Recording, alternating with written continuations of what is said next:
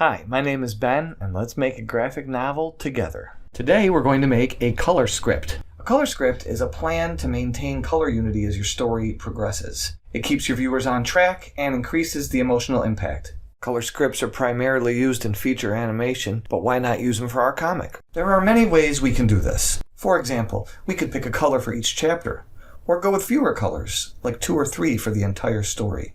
We can use colors right from our style guide palette. Or we can pick colors that are separate from our style guide palette. We can focus on changes in hue intensity or values. We can ask ourselves, does the color change too much, too often, or not enough? Finally, we can ask, do these colors look good and do they make sense? Now let's make one, put it in our style guide, and apply it to our story. First, I'm going to make a horizontal file, and I'm going to put each color inside of it. I'm going to use colors that are from my palette. I'm going to subdivide the file into 15 parts, but you can divide yours into as many as you want.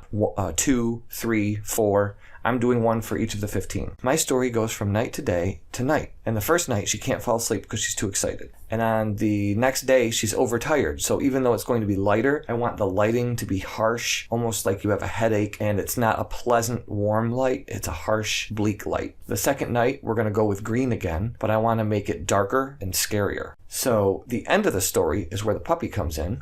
And I want it to kind of make it happy. So we're going to get more of a lighter color again, but I want it to be a warm color that's very different than the rest of the story. I'm coloring across several at a time, and then I'm blending the colors between each one. That about does it. I'll darken this part a little more. Now I'm smudging each swatch so that there's one main color in each one. Now I'm going to make a layer, and I'm going to put the swatch color into it. I can then change the opacity to see how much of an influence my color script will have on the story.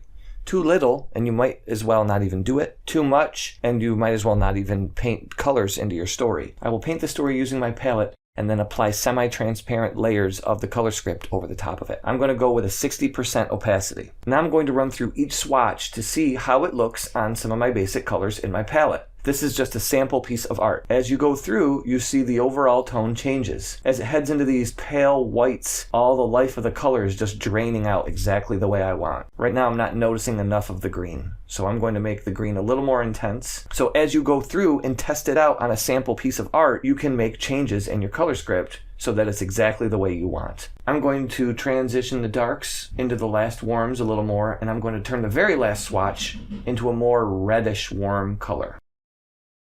Now I'm going back to my style guide, and I'm going to put the color script right underneath my palette.